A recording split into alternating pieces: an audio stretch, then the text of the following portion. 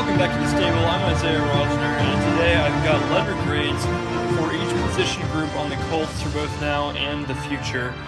So now just being this year in particular, and the future being around 4 to 5 years from now. I'm not going to go much past that because in the NFL there's really no certainty past that 4 to 5 years. So that's what I've got. I would also like to mention that only 37% of people who listen to me on YouTube are subscribed to this channel. So if you enjoy this channel, feel free to hit that red subscribe button, and I'll get right into it. So at quarterback, for right now, I give the Colts a B. Rivers definitely is a good quarterback, certainly better than what we had last year, but has shown some decline to 20 interceptions last year. So we're not going to see anyone at the level of Peyton Manning or Andrew Luck, of course, from what the Colts have had.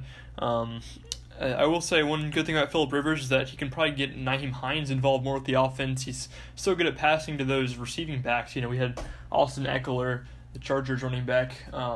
It is turned into a really good receiving back, mainly because of Rivers being able to find him out of the backfield. So that's one major positive for Phillip Rivers.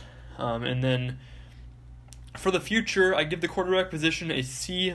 So we know Brissett's not really the long-term answer, and so once Rivers retires or falls off or leaves the team or for whatever reason is not in the Colts anymore, we know Brissett won't be the answer, so he's not really a factor in this. So then really the only other option the Colts have is Jacob Eason, the 4th-round pick, and he's really an unknown player. Really the future of this as of now rides on him, but there's definitely a good chance Chris Ballard could draft more quarterbacks, maybe even trade for a quarterback in the future. But as it stands right now, not a great future for the quarterback. I'm sure Ballard will address it, but we don't know much about that right now. Moving on to the running back position, for right now, I have the Colts at a B+. We have the dynamic duo now, or what I hope will be the dynamic duo, and Marlon Mack and Jonathan Taylor, as well as the third-string back, Nyheim Hines, as I mentioned earlier, receiving passes out of the backfield. And he can run okay also, but the reason I don't give this a higher than a B+, because I do like Mack and Taylor as running backs, even if I don't agree with how high Taylor was selected. I think they're both really good running backs. But the reason I didn't give this higher than a B+ is because I do think the Colts' offensive line makes the running game look even better than it is. And I mean, that's not a knock on any of the running backs the Colts have, but if they were truly great, if Marlon Mack, let's just say him, if Marlon Mack was a truly great running back, he would have even more yards than he had last year with this great offensive line. So I think he's a good running back, but not an amazing running back, and I expect Taylor to be on about his level this season. So for the future, I also gave the Colts a B+. I say most likely the Colts move on from Marlon Mack because if Ballard agrees with me, you don't really want to pay running backs, and I think Mack is good enough that he will get a fairly big contract somewhere else, but I just don't see that being with the Colts because they drafted Taylor. That's the main reason. The Colts drafted Jonathan Taylor. That seems like a good replacement for Mack, so unless Taylor's really, really, really good, I feel like the main plan is just to draft a running back every few years and then keep letting them go, and I'm actually perfectly fine with that. But Jonathan Taylor looks good. Hines and Wilkins are pretty good as well. They'll still be on the team for the foreseeable future, and I think Chris Ballard is good overall at drafting running backs, so the Colts should not have any major problems at that position for the foreseeable future. On to wide receiver, the current status I give a B-. Colts have one star receiver being T.Y. Hilton, of course, who is 30 years old.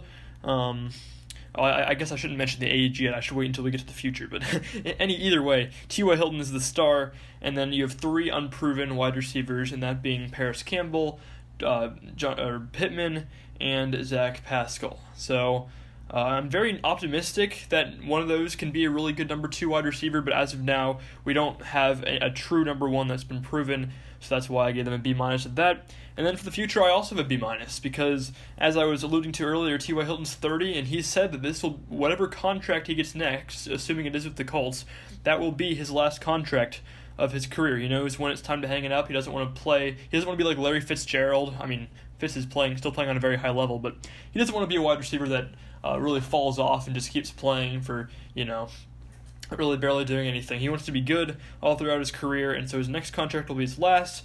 So with the Colts losing Hilton in the future, one of these 3 receivers that I mentioned earlier needs to step up. And there's really no certain player in the future that we know is going to be great. And again, there's definitely players that could be great in the future in 4 or 5 years from now. Ideally, Campbell and Pittman will be dominating defenses, downfield and close, and then Pascal will be a great third wide receiver, fail-safe option. But we don't really know if any of those three will be really good wide receivers in the future. So we don't have much certainty at that position. But as also Ballard has not shown great drafting capabilities with the wide receiver position, so I'm not quite as optimistic on that. But again, a B- is not a bad grade. That's just not great, but that's not by any means terrible. Moving on to tight end. Right now, I give the Colts a B+ at tight end because Jack Doyle is great Pro Bowler, great blocker, great receiver, but he's not explosive. He's not like a Travis Kelce or a George Kittle or a Zach Ertz that's just gonna tear a defense apart. He's not, and that's not really what he's supposed to do, and that's okay. He's not gonna be the guy that you have to absolutely game plan for. He's just a nice, reliable, well-rounded tight end that is very good for the team. And then you have Trey Burton, who he kind of makes or breaks the tight end room because he's a good blocker as well, and he should be a good receiver, but he was a free agent for so long for a reason. He's not going to be incredible, or at least he's not expected to be incredible. So how he does will play a large part in that, and Mo Alley Cox as well is good depth, and maybe could be even more than depth in the future. But for right now, a B+. Now the future, I have all the way down to a C-, and that's mainly because Jack Doyle will most likely be gone in the near future. He's also 30 years old, so again, 4 to 5 years from now, he probably won't be there. And without him, no one in this tight end room has really proven to be good. And the Colts haven't really spent high money or draft picks on a tight end recently. That's fine with me for now, but Ballard's going to have to do something pretty soon to get another good tight end to the Colts if they want to have a good tight end room in the future. Of course, they had Ebron in the past, but that's obviously not a thing anymore. But yeah, I'd like to see the Colts do something eventually to get another good tight end for the next few years. On to the offensive line. Right now, the Colts get an A- at the offensive line position. I personally think that they have the best run-blocking line in the NFL. I mean, four of the 5 people are great run blockers. I'd say the only one that's not a great run blocker is Costanzo, and he's still okay. He's a pretty good run blocker for a left tackle, but of course he has to focus mainly on protecting the blind side of the quarterback. But Quentin Nelson, easily the best run blocker in the league. I don't think that's even a question. And then you have Ryan Kelly in the middle, good all-around tight end, or what am I saying, all-around center. And then Glowinski and Braden Smith, especially Braden Smith, both good run blockers. Glowinski is the only starter that is really holding the Colts back from getting a higher grade, but the main reason they got an A- is the depth. There's not really a great option behind those 5. I guess you could say, what's his name? His name escapes me, but the Ball State right guard. I'm sure I'll think of it eventually. Either way, the Ball State right guard, he could be good depth, but he's also unproven, and so the depth is what's holding this line back from being truly great. And now for the future, I give the Colts an A at tight end. Very young offensive line. Glowinski. Okay, besides Costanzo, who we know won't be here in the future, Glowinski's the oldest at 28. So out of Quentin Nelson, Ryan Kelly, and Braden Smith, they're all still fairly young, and this looks like it to be a very good line for years to come. The only reason I couldn't give it an A+ is because there's no left tackle of the future. I feel like it's hard to give an offensive line an A+ without having a certain left tackle for years to come, and I'm sure the Colts can manage it, whether it's in the draft or with a trade. I don't see that being a huge issue, but as of now, there's no future left tackle, so that is a position that needs to be resolved. So that's all for offense. Now on to the defense, and we'll start off with the defensive line.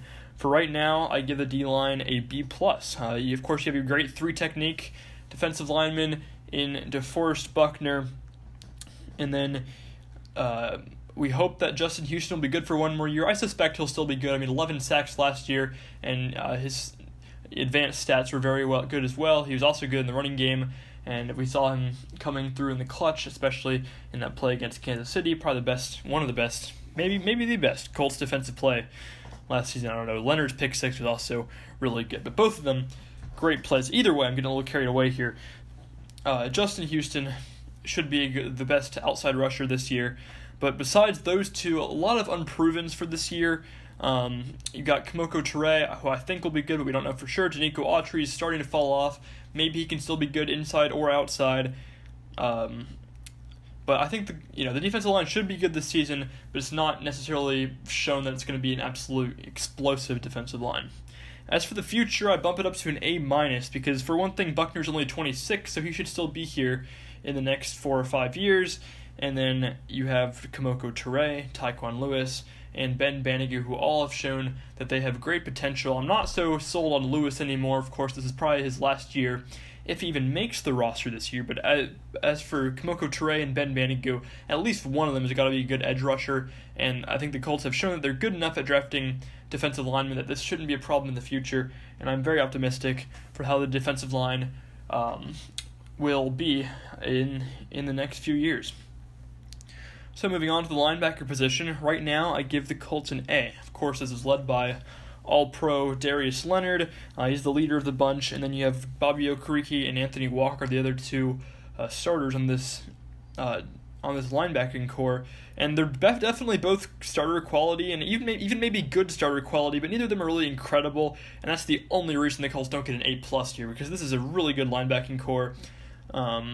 Although I will say there's some sort of stigma around the Colts fans, I think, that Anthony Walker's like this really underrated linebacker. I don't agree with that. I think he's a good linebacker, but I think anyone that knows about Colts football sees him for what he is, and that's that he is a good tackler, but he doesn't really do much else, and that's okay. That's what he's supposed to do, but he's not this like really dynamic playmaker that some people want to make him out to be. Hopefully, Bobby Okereke can get to be that. If he makes the jump, this could be an A+ linebacking core, but he's again, this is for right now, so he hasn't proven that he's going to be there. Hopefully, he will, though. On to the future, I do give the Colts an A+ here, and that's because all three of the guys I mentioned, plus the depth pieces the Colts have, and Matthew Adams, Zaire Franklin, E.J. Speed, they're all young. There's not a single old head in this whole group. So great depth, great starters, and everyone can still get better. Bobby Okereke definitely has room to grow. Anthony Walker and even Darius Leonard, I think, can still get better. I saw Leonard tweeted a few days ago that he thinks his arms are still growing, so that could certainly help with maybe some interceptions and maybe even some tackles, but we'll see how that pans out. But I'm very optimistic about the future of this linebacking core. Now we're moving into the secondary, so I'll start off with the cornerback position. When I first wrote this down, I gave it a C-, but all of a sudden I remembered we have Kenny Moore, so that moved it up to a B-. So I give it a B-, and that is in large part due to the great nickel cornerback in Kenny Moore. I wasn't thinking of him at first, because sometimes I think of Kenny Moore as more of a linebacker because he plays so much inside, but he is a cornerback, and he can definitely guard people inside, such as tight ends and running backs. So yeah, Kenny Moore's great. He's one of the cornerstones of this defense, really.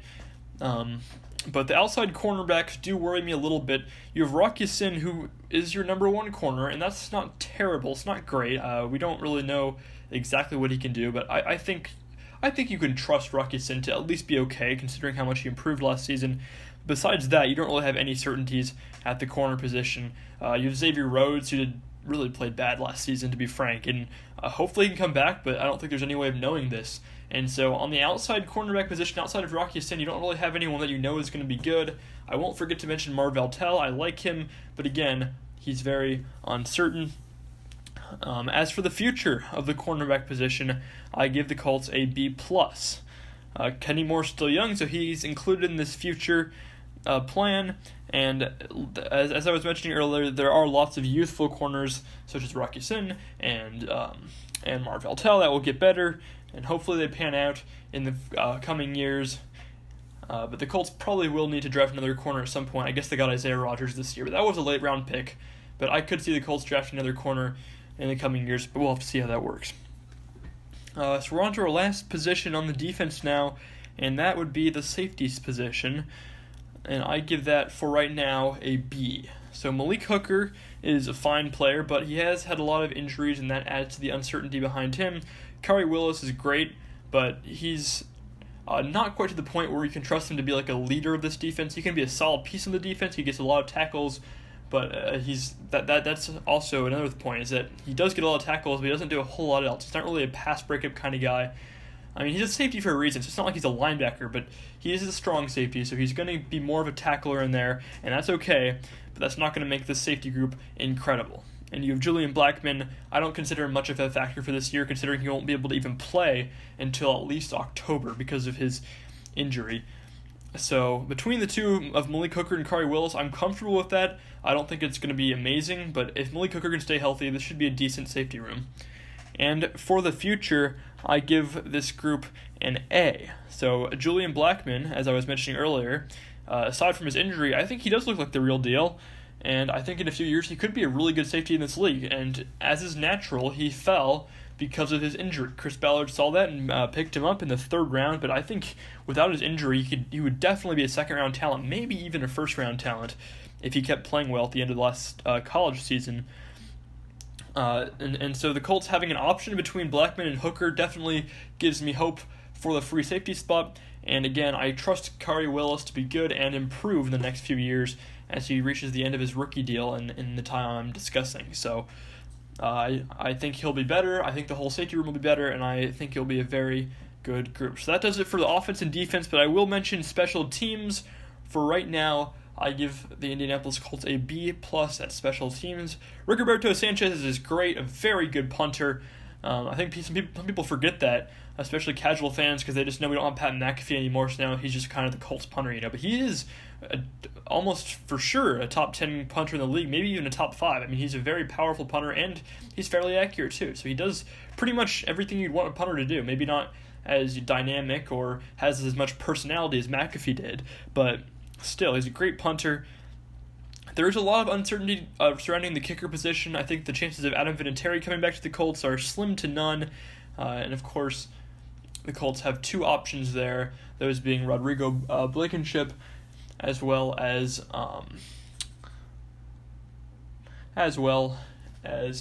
and another name slips my memory. So you know who I'm talking about, though. The former 49ers kicker who kicked with us at the end of last year.